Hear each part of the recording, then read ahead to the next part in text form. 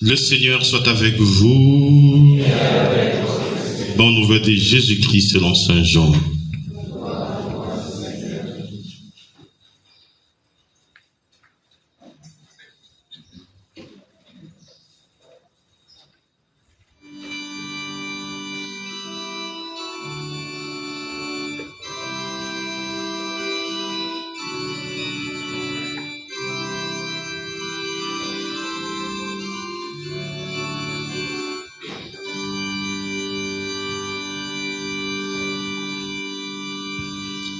C'était après la mort de Jésus, le soir venu, en ces premiers jours de la semaine, alors que les portes du lieu où se trouvaient les disciples étaient verrouillées par crainte des Juifs. Jésus vint et il était là au milieu d'eux. Il leur dit, la paix soit avec vous. Après cette parole, il leur montra sa main et son côté. Les disciples furent remplis de joie en voyant le Seigneur. Jésus leur dit de nouveau, la paix soit avec vous. D'un que le Père m'a envoyé, moi aussi je vous envoie. Ayant ainsi parlé, il souffla sur eux, et il leur dit, recevez l'Esprit Saint. À qui vous remettrez ces péchés, ils leur seront remis. À qui vous maintiendrez ces péchés, ils seront maintenus. Or, l'un des 12, Thomas, appelé Didyme, c'est-à-dire jumeau, n'était pas aveugle quand Jésus était venu. Les autres disciples lui disaient, nous avons vu le Seigneur.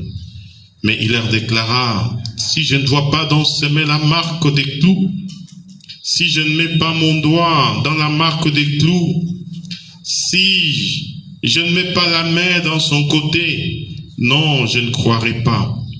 8 jours plus tard, les disciples se trouvaient de nouveau dans le monde, et Thomas dans la maison, et Thomas était avec eux. Jésus vient, alors que les portes étaient verrouillées, et il était là au milieu d'eux. Il dit, la paix soit avec vous. Puis il dit à Thomas, avance ton doigt ici et vois mes mains, avance ta main et mets-la dans mon côté. Cesse d'être incrédule, sois croyant. Alors Thomas lui dit, mon Seigneur et mon Dieu. Jésus lui dit, parce que tu m'as vu, tu crois. Heureux ceux qui croient sans avoir vu. Il y a encore beaucoup d'autres signes que Jésus a fait en présence de disciples qui ne sont pas écrits dans ces livres. Mais ceux-là ont été écrits pour que vous croyiez que Jésus est le Christ, le Fils de Dieu, et pour qu'en croyant, vous ayez la vie en son nom. Acclamons la parole de Dieu.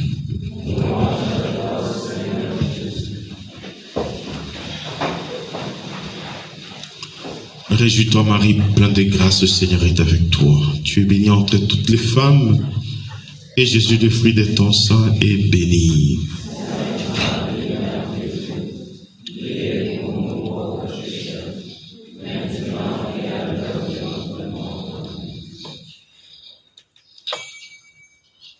Deuxième dimanche de Pâques, appelé aussi dimanche la divine miséricorde.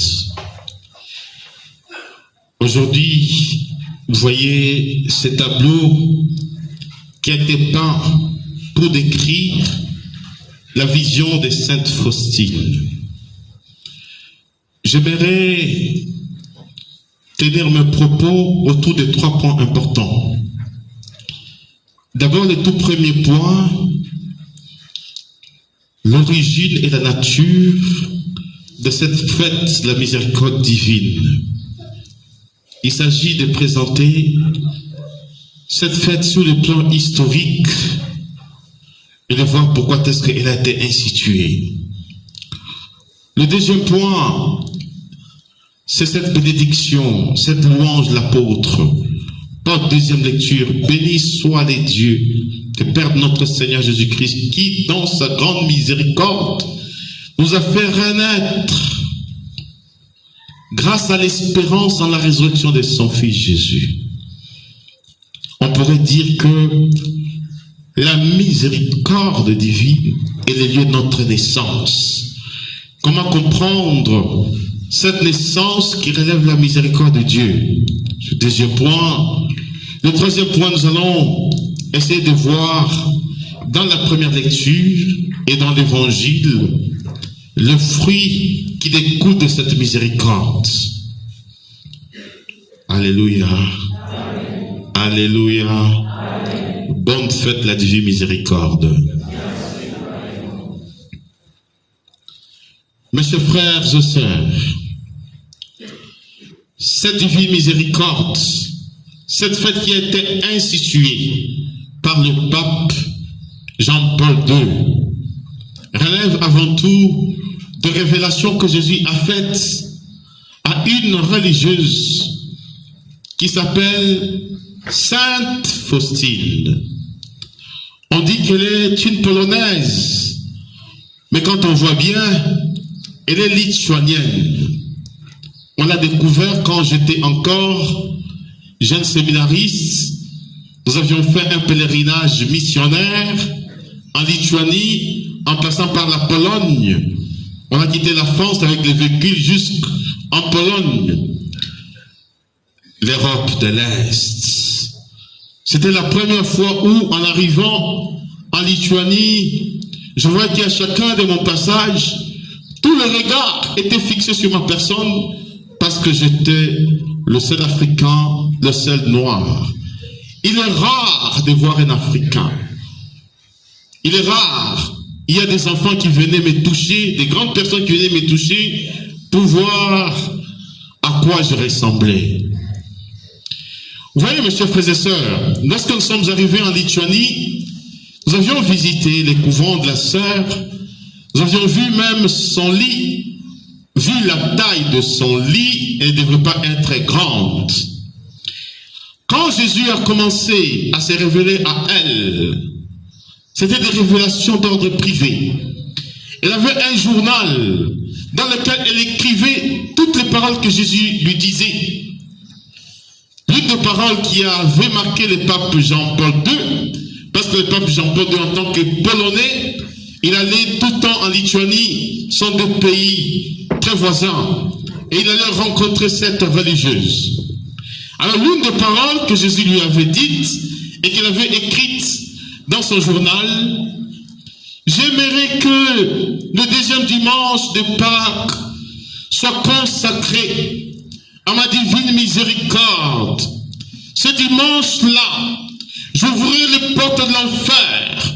Le plus grand pécheur goûtera à ma miséricorde. C'était les déclarations de Jésus. Et Jésus lui a dit, je vais te prendre au nombre de tous ceux qui veulent annoncer les reins de ma miséricorde. Le 21e siècle sont des siècles où les pécheurs doivent goûter ce que c'est ma miséricorde. Je vais révéler des choses que j'avais cachées aux générations passées à travers la grandeur de ma miséricorde. Et c'est comme ça que Jésus a commencé à révéler à Sainte Faustine.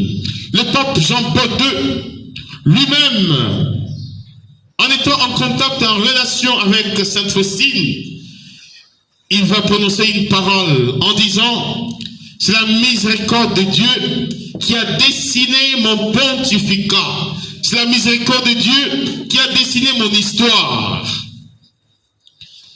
Je pose la question, mes chers frères et sœurs. Quel trait caractéristique de Jésus a tracé votre histoire? C'est pour le pape Jean-Paul II, c'est la miséricorde de Dieu. Pour vous, ça serait la compassion.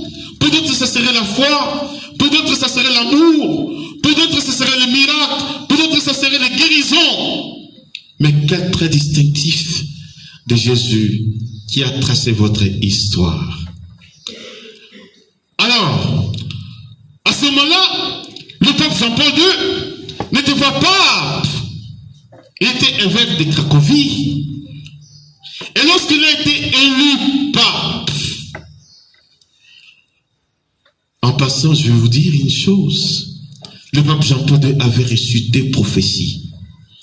La première prophétie venait de Sainte Faustine. La seconde prophétie venait de Padre Pio. Qu'est-ce que le Padre Pio avait dit à Jean-Paul II? Lorsqu'ils sont partis au conclave à Rome, Il est allé voir le Padre Pio, c'est un grand saint. Dans l'histoire de l'Église, ils sont rares à avoir des stigmates.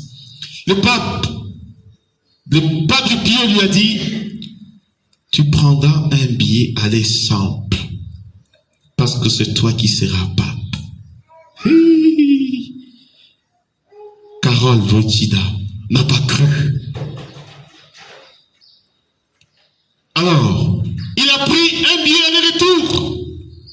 Qui ne croyait pas, moi, polonais. Non.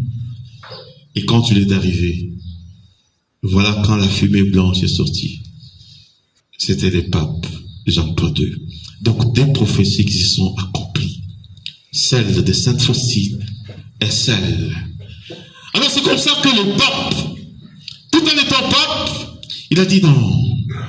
Une des paroles que Jésus a dites à cette dame. Les autres disaient non, c'est de la spéculation spirituelle. Le pape a dit non, je vais instituer cette fête deuxième dimanche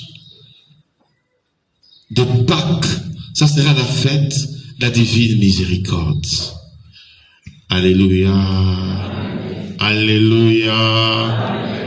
C'est comme ça que le 30 avril 2000, officiellement, le pape Jean-Paul II a institué cette fête.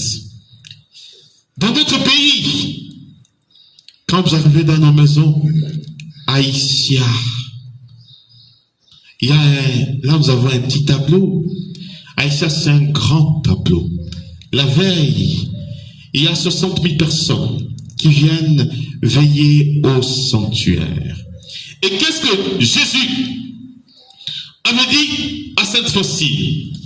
Dans sa vision, Jésus lui a montré ce beau tableau. Jésus s'est montré à Sainte Faustine. Le cœur de Jésus était traversé par deux rayons. Le rayon rouge et le rayon blanc. Les rayons, dans d'autres tableaux, c'est bleu. Alors, Jésus lui a dit, dans ce tableau, tel que tu le vois, j'accorderai beaucoup de grâce à tous ceux qui vont vénérer ce tableau. Sainte Faustine a peint ce tableau. Haïtia, on fait le pèlerinage la veille de cette fête dans toute la ville d'Ischia. On fait un pèlerinage, on fait la procession. Une procession qui nous prend 2 heures, 3 heures du temps, parce qu'il y a un monde fou. Il y a des grâces. Je pourrais d'abord témoigner quelques grâces. Avez-vous déjà vu les colombes qui s'envolent la nuit? Avez-vous déjà vu cela? Alors un jour, j'étais en train de diriger la procession ici. La nuit, pendant la procession, on a vu les colombes sortir d'une direction allant vers l'autre direction pendant qu'on était en train d'acclamer cœur de Jésus, miséricordieux, j'ai confiance en toi. Des grâces, des pardons sont accordés à travers donc la procession de ces tableaux. Je vous demande, à la fin de la messe, ne partez pas sans avoir fait une dévotion, parce que Jésus a dit, ceux qui vont vénérer. En général, quand nous regardons les icônes, nous pensons que ce sont simplement des œuvres artistiques ou des œuvres esthétiques.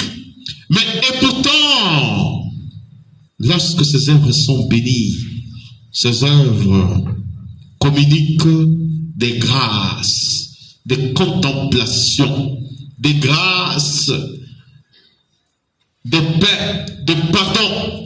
Alors je vous inviterai à la fin de la messe, juste de venir, tout dépend de ce que vous allez faire, vénérer particulièrement donc ces tableaux qui étaient recommandés par Jésus à Sainte Faustine.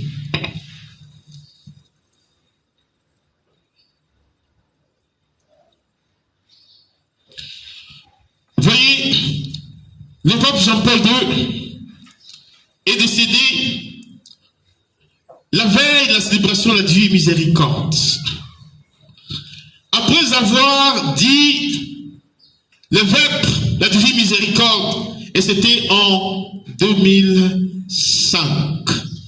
Ce jour-là, à Issia, pendant que toute l'église était dans la prière, on priait pour le pape Jean-Paul II. Je me rappelle, j'étais étudiant à Toulouse, à Blagnac. On était tellement mobilisés parce qu'on savait que c'est là où le pape s'est éteint. Donc après avoir dit les vêpres de la Divine Miséricorde. Et ce jour-là, à Issia, pendant la veillée, c'est à ce moment-là qu'a commencé ce phénomène dit la danse du soleil.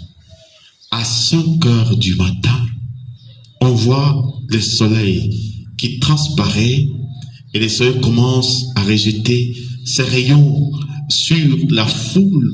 C'est impressionnant. Vous imaginez quand vous êtes 60 000 personnes, 30 000 personnes, objectivement tout le monde voit la danse du soleil. Et dans cette danse du soleil, 3 choses étaient apparues. La première chose, il y en a qui voyaient le pape Jean-Paul II dans cette danse du soleil. Il y en a qui voyaient la Vierge Marie. Il y en a un qui voyait l'hostie, la grande hostie. Notre fondateur Ephraïm a écrit 2 livres intitulés « Les blés sont déjà blancs pour la moisson » et « Le pluie de l'arrière-saison ». Dans ces 2 livres, il parle des 3 blancheurs. La première blancheur, c'est la Vierge Marie. Non, l'hostie. La deuxième blancheur, c'est la Vierge Marie. Et la troisième blancheur, c'est le pape.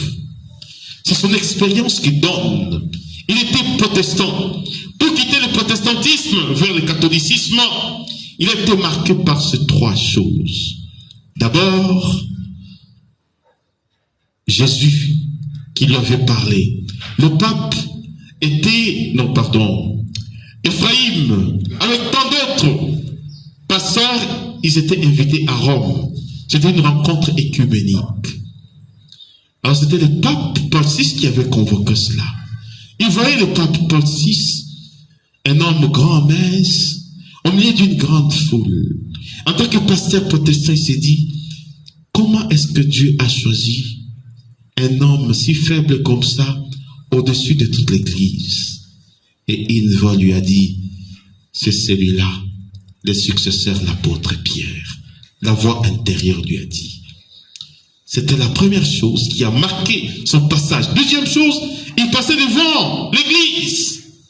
Il a entendu une voix qui lui a dit, entre dans mon église. Et quand il est entré, c'était pendant la communion. Protestant, il est allé communier. Et quand il a pris le corps du Christ, il est tombé en extase. Et on est venu donc le chercher. Pendant qu'il était en extase, une voix féminine qui lui disait, il est temps que tu retournes dans mon église.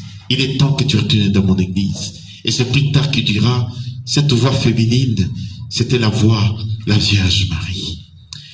Alors, son pasteur était très avancé en âge. C'était un grand homme.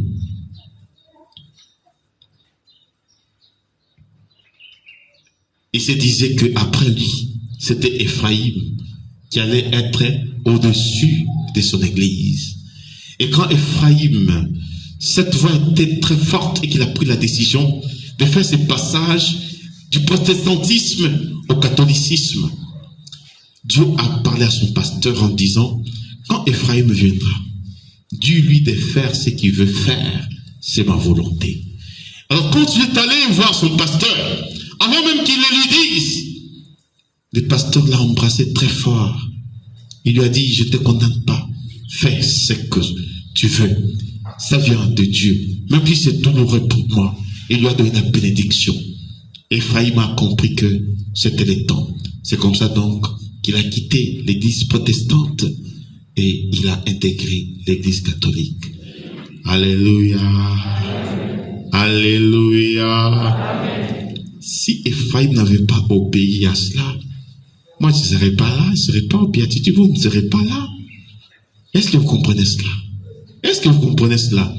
S'il n'avait pas obéi à cela, vous et moi ne devons même pas se connaître. Voyez la voix du Seigneur. Alors, les trois blancheurs, dans la danse du soleil, les pèlerins ont vu l'hostie, la Vierge Marie et le pape Jean-Paul II. Ce qui a marqué la conversion de notre fondateur, c'est les trois blancheurs.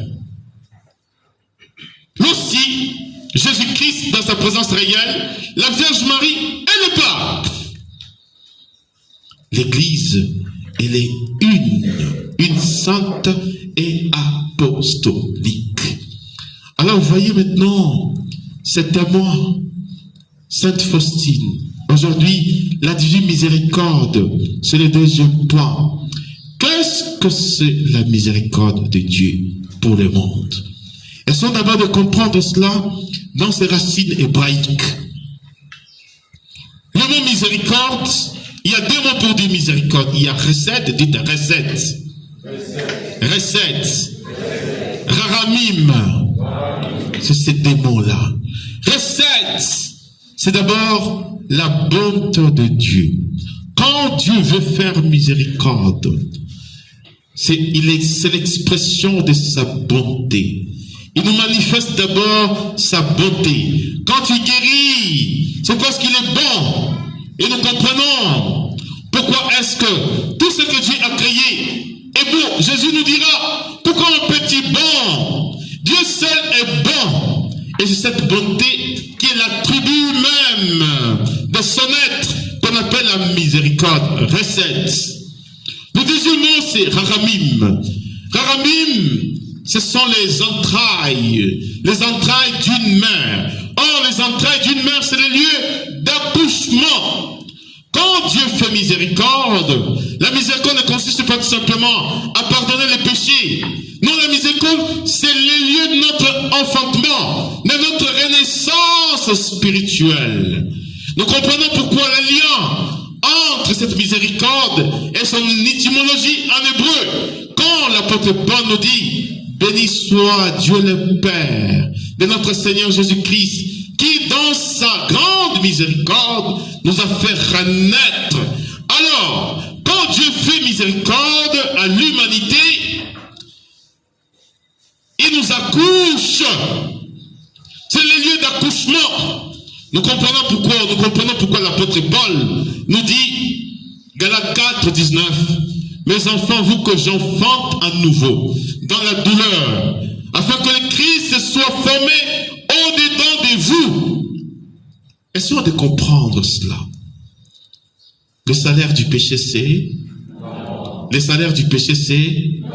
Les dons gratuits que Dieu fait à ses enfants, c'est? Alors, quand Dieu nous renaît, grâce à sa miséricorde, nous réenfante, le péché nous a défigurés. Le péché a fait à ce que nous ayons perdu notre dignité. Le péché a fait à ce que nous soyons morts spirituellement. Nous avons l'air d'être des vivants. Et pourtant, dedans de nous, c'est la pourriture. C'est comme un fruit. Tu vois un fruit qui est mûr. Quand tu cueilles ce fruit-là, tu essaies d'ouvrir au-dedans. C'est pourri. Tu ne peux pas manger ce fruit. Telle est notre âme. Quand nous péchons, l'âme devient tellement noire. Il y a tellement de pourriture.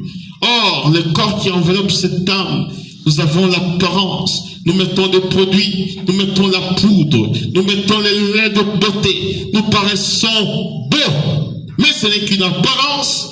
Et pourtant, au-delà de nous, nous sommes morts spirituellement. Et grâce à la miséricorde, quand la miséricorde maintenant pardonne nos péchés, il y a d'abord le pardon du péché dans la miséricorde, premier trait.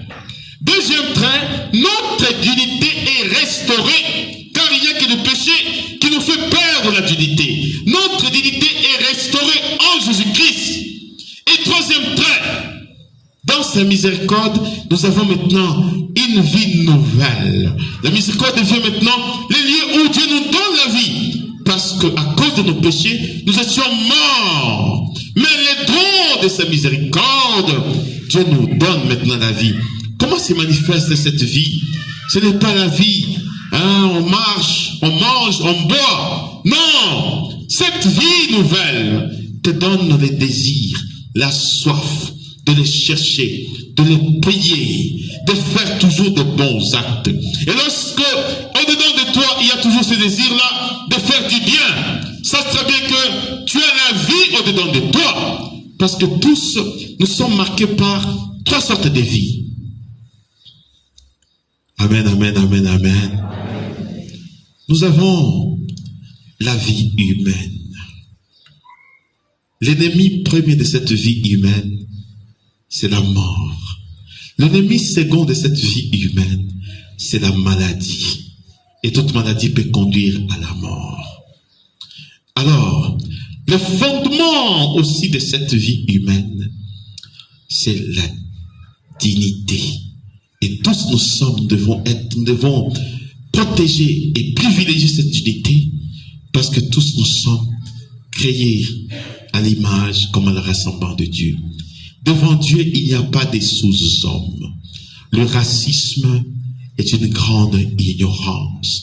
Le tribalisme est une grande ignorance. Alors, toute forme de division qui porte atteinte à l'intégrité humaine relève de l'ignorance. La deuxième vie, c'est la vie sociale. Cette vie sociale, le fondement de cette vie sociale, en est aussi la dignité. Mais l'ennemi de cette vie sociale, ce sont les calomnies, les médisances. Si on veut te détruire sur le plan social, alors, ce que tu as fait là, quand on commence à exposer ce que tu as fait, tu perds complètement la dimension liée à ta vie sociale. Quand on commence maintenant à te médire, on porte atteinte à ta vie sociale. Alors tu peux exister, mais tu n'as pas de poids, tu n'as pas de valeur. La troisième vie, c'est la vie spirituelle. Le fondement de cette vie spirituelle, c'est la grâce. Mais l'ennemi premier aussi de cette vie spirituelle, c'est les péchés.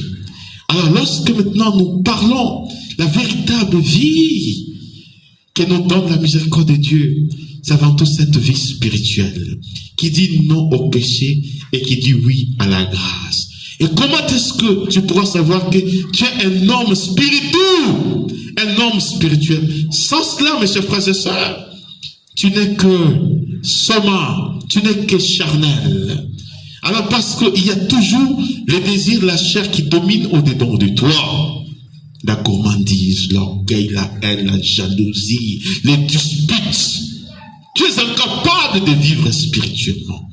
Mais cette vie spirituelle, c'est lorsque tu requiers la paix, le fruit du Saint-Esprit, Galates 5, 22, ou le béatitude, Matthieu 5, ou le don du Saint-Esprit, les 7 dons du Saint-Esprit, ou les vertus, les 3 vertus théologales. Alors lorsque tu vis de tout cela, tu peux te dire que, voilà, je suis en train de vivre véritablement donc la vie spirituelle.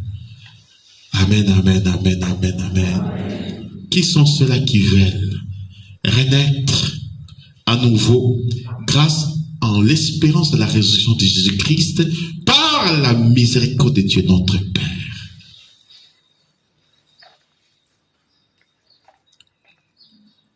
Amen. Amen, amen, amen, amen. Vous voyez, cette fête ici te dit une chose. Ne te décourage jamais devant tes fragilités, devant tes médiocrités, devant tes péchés. Cette fête te dit une seule chose. Ne condamne jamais le plus grand pécheur. Cette fête te dit que si tu en connais, fais de ces pécheurs tes amis et prie pour eux. Alors, leur péché, vous imaginez, pécheur, je suis né.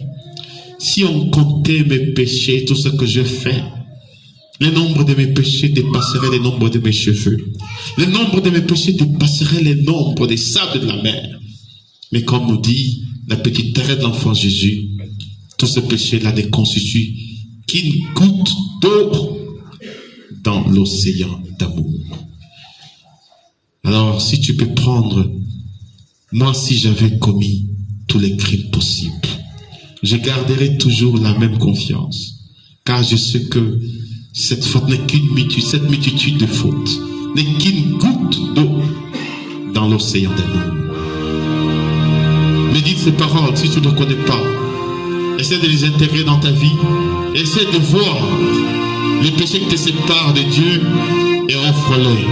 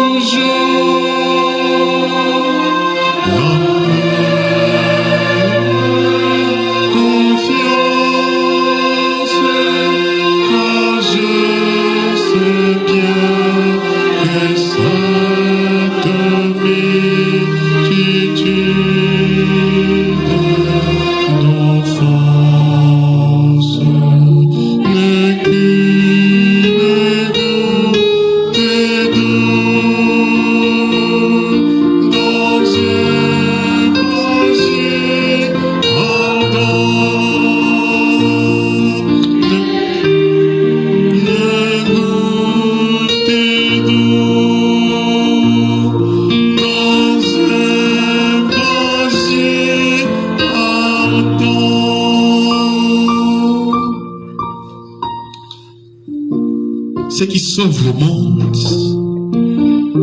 c'est pas la justice. Car la miséricorde de Dieu intègre la justice. Ce qui sauve le monde, ce ne sont pas des négociations, ce ne sont pas des dialogues, si utiles soient-ils. Ce qui sauve le monde, ce n'est même pas notre conscience. Ce qui sauve le monde ne sont pas des exercices de piété, même s'ils sont utiles. Ce qui sauve le monde, c'est la miséricorde. Misericordias, en latin, cardius, c'est le cœur. Misère. La miséricorde, c'est le cœur de Dieu qui se penche sur la misère humaine. Mais pour que cette miséricorde soit effective, il faut que notre humanité prenne conscience de ses péchés. Il faut que l'humanité confesse les péchés en disant: contre toi et toi seul j'ai péché.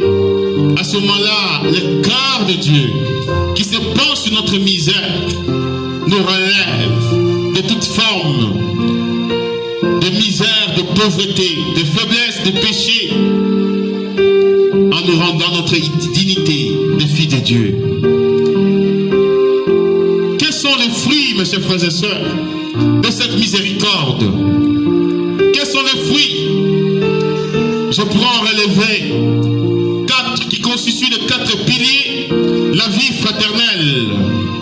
C'est dans la première lecture du livre des Actes des Apôtres. La multitude de croyants n'avait qu'un seul cœur. L'une des sciences qui lui appartenait, entre eux tout était en commun. Ils étaient assidus à la prière et à l'enseignement. Ils vivaient la fraction de pain. Je résume cela en 4 points. D'abord, le premier fruit. Réveille ton mari là qui dort. Le premier fruit, c'est l'unité. L'unité, c'est un sacrement. La multitude de croyants n'avait qu'un seul cœur. Mes chers frères et sœurs, nous devions nous confesser des manques manque d'unité dans nos façons d'être, dans nos façons d'agir. L'unité commence lorsque je renonce à mes propres intérêts pour faire un avec les autres. C'est le premier pas d'unité. Quand nous regardons aujourd'hui, le Congo devient tellement divisé. Et cette division nous attire la mort. Mais la division fondamentale, c'est parce que nos cœurs d'abord sont divisés. Je vais vous révéler une seule chose. Vous savez la preuve authentique qui montre que vous êtes unis. Vous savez la preuve authentique de l'unité. Quand je suis uni à Jésus, je serai uni à tous. Amen, amen, amen, amen. Quand je suis uni à Jésus, je serai uni à tous. Quand je vois que je ne suis pas uni à tel, c'est que je ne suis même pas uni à Jésus. Parce que Jésus, dans sa grande miséricorde, a offert sa vie pour les justes et les injustes. Dieu fait lever son salaire de justice sur les bons et sur les méchants. Il fait descendre sa pluie sur les bons et sur les méchants. C'est que quand je suis uni à Jésus, je serai uni à tout le monde. Je serai uni à toutes les races. Je serai uni à toutes les tribus. Je ne pourrai pas voir la différence de couleur. Parce que je suis uni à celui qui a été uni à l'humanité à travers son sacrifice. Parmi nous, qui a un semblant? Qui a un semblant?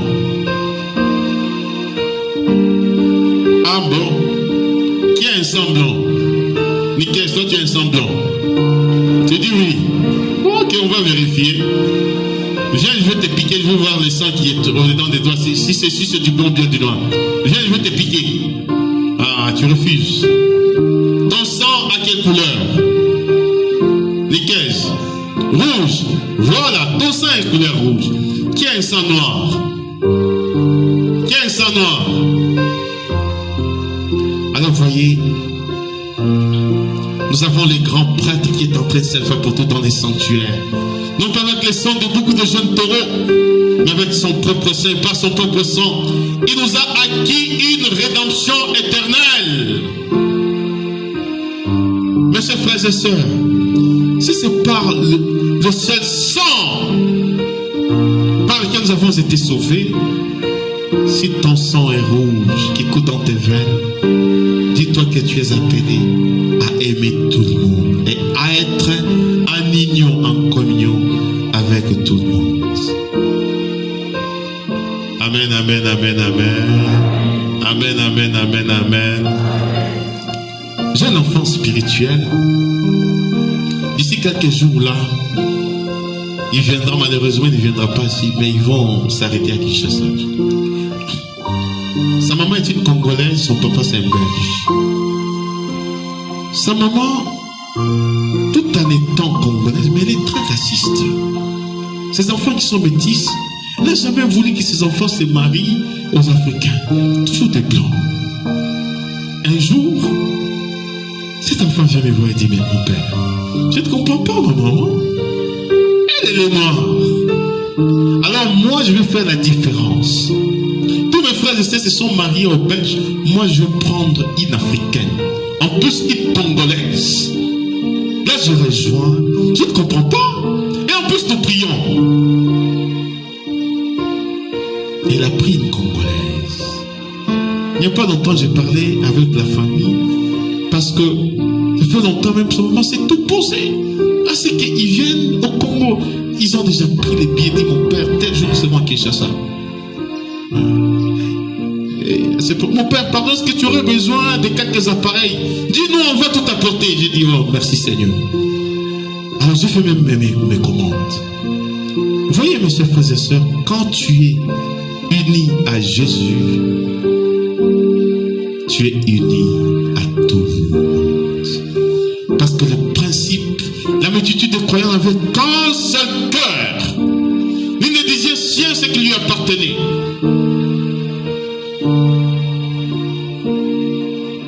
Deuxième point, ils étaient assidus à la prière et à l'enseignement.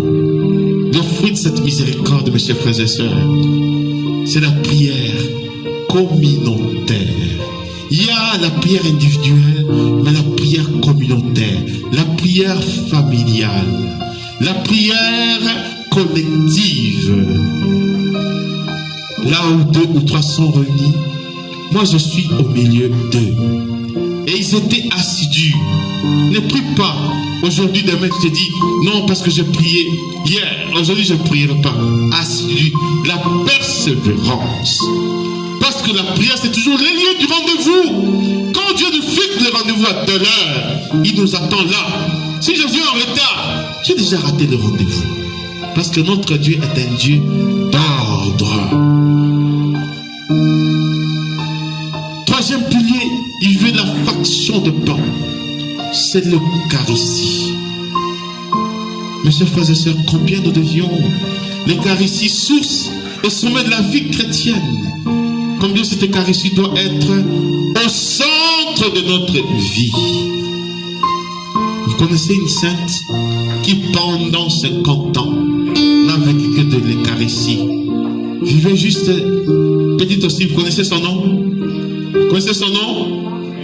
Marthe Robin. Dites Marthe Robin. J'étais parti au château des Gallois.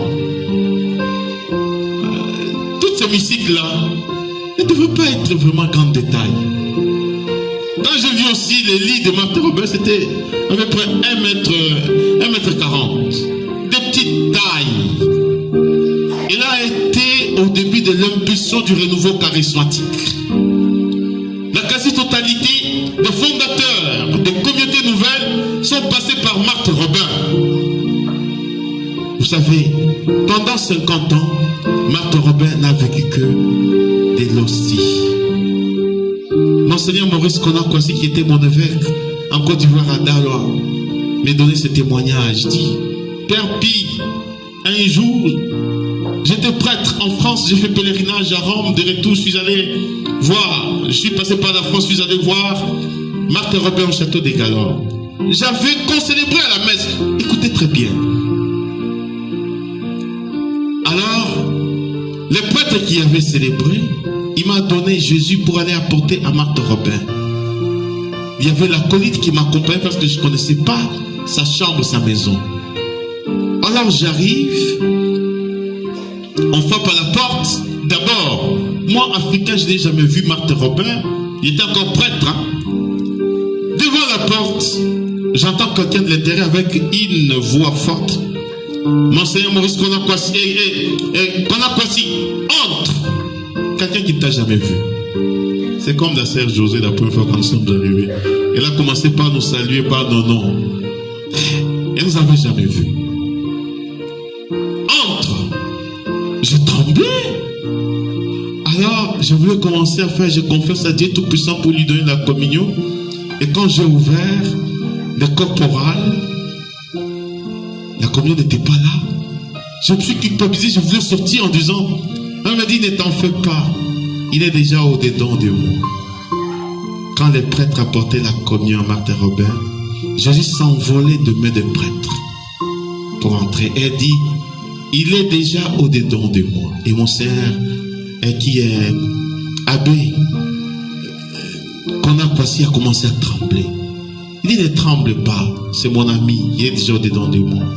Et toi, répare, tu seras sacré évêque et tu as 2 sœurs musulmanes. À ton sacre, elles vont se convertir, deviendront des chrétiens. Au revoir, Maurice Konakwasi. C'est mon Seigneur qui m'a donné ce témoignage-là. Disant, mon Père, 2 ans plus tard, je suis devenu évêque. Et à mon sacre, quand mes deux soeurs qui étaient musulmanes ont vu toute la cérémonie, elles sont devenues chrétiennes catholiques aujourd'hui. Donc, des prophéties.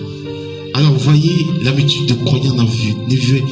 Aujourd'hui, quand on communie, quand on vient à la messe, c'est comme une fatalité. Bien-aimés, connaissez-vous celui que vous le recevez?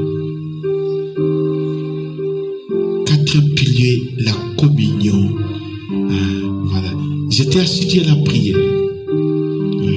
L'habitude de prendre avec un seul col, ni des digestions, ce qui lui appartenait. Entre eux, tout était en commun. J'étais assidu à la prière. Ils vivaient la fraction de pain. Voilà. Alors, mes chers frères et sœurs, ces quatre piliers constituent comme le pilier d'une société sur laquelle doit se tenir une société. Si tu manques de piliers, la société est complètement par terre. Vous voyez, dans l'évangile, Jésus ressuscité va poser des actes. Le premier acte, Jésus dit, il donne la paix soit avec vous. Non pas comme le monde vous donne, mais comme moi je vous donne. Il y a deux manières de donner la paix. Aujourd'hui, notre pays plongé dans la guerre à l'Est, on dit toujours la paix. Nous voulons la paix, nous voulons la paix. Et on pense que la paix, c'est lorsque les armes vont cesser qu'il y aura la paix. Non, c'est une grande illusion. La paix, c'est la présence de Dieu au-dedans de nous. Shalom, shalom, c'est la plénitude, c'est l'accomplissement. Nous n'avons jamais goûté à la paix. Mais quand tu goûtes à la paix, tu jouis d'un bonheur immense. Il y a des pays qui ne sont pas en guerre. Ce n'est pas pour autant que les gens sont dans la paix. Parce que la paix, c'est l'être de Dieu au-dedans de soi. Alors si tu es en communion avec Dieu, tu vivras dans la paix. Ça, c'est Raphaël de Sarov dit ceci: acquiert la paix, et toute humilitude autour de toi, les gens seront sauvés parce que toi, tu vas acquérir la paix. Bienheureux les artisans de paix, ils seront appelés fils de Dieu. Le deuxième geste, Jésus va souffler sur les apôtres. Jésus souffla sur eux et leur dit: recevez le Saint-Esprit. Ceux à qui vous remettrez le péché, ils leur seront retenus. Ils leur seront pardonnés. Le pardon est un acte divin. Il n'y a que dans la puissance de l'Esprit du Seigneur où le pardon peut être obtenu. Le sacrement de la réconciliation. Le pardon se communique. La famille de l'absolution. Nos confessionnaux deviennent de plus en plus vides. Les prêtres chauds. Les gens rationalisent leurs péchés. Les gens disent c'est normal. Mes chers frères et sœurs, tombe malade un seul instant. Quand tu vois la gravité de cette maladie-là, tu chercheras les docteurs le plus tôt possible. Mais si ton âme est malade, tu ne vois pas les dangers qui courent ton âme. Mais c'est lorsque tu verras le porte de l'enfer, et ce qui se vit en enfer, et dit que là c'est ta destinée de tous les pécheurs endurcis. C'est le Saint Curé d'Ars qui nous dit: allez demander aux damnés qui sont en enfer. Si on leur dit, derrière la porte de l'enfer, il y a un prêtre qui n'attend qu'une seule chose, que vous puissiez lui dire ce que vous avez fait. Il s'est précipité en cassant la porte de l'enfer pour dire: moi je fais ça, moi je fais ça. Qu'est-ce que nous cachons? Dieu est tellement transparent. Les diables devaient nous dire que ton péché est tellement grand. C'est honteux que tu dises cela. Et il te renferme là-dedans. Alors lorsque tu dis: contre toi et toi seul j'ai péché, tu verras, les diables t'accusent quand toi tu pêches. Mais toi tu accuses les diables quand tu confesses sincèrement tes péchés. Et à ce moment-là, il devient ligoté. par le péché qui produit au-dedans de toi, moyennant ta volonté, ta liberté et tes rigoles, par la confession que tu fais, parce que tu as un avocat qui se tient devant les trônes de Dieu chaque fois que tu confesses. Il se tourne vers Dieu en disant, souviens-toi que je demeure et je demeurerai toujours l'agneau de Dieu qui enlève le péché du monde. Et à ce moment-là, tu obtiens le pardon du péché et tu fais l'expérience de la divine miséricorde. Que Dieu notre Père, en cette deuxième dimanche de la miséricorde, nous associe à son cœur blessé sous la miséricorde. Que les grands pécheurs goûtent encore aujourd'hui à cet océan d'amour. Seigneur, que cette eucharistie soit les lieux pour chacun d'entre nous d'expérimenter cette miséricorde sans laquelle personne ne pourra voir ta face. Et donne-nous tout au long de notre vie de chanter ta miséricorde. À jamais je la chanterai. Amen.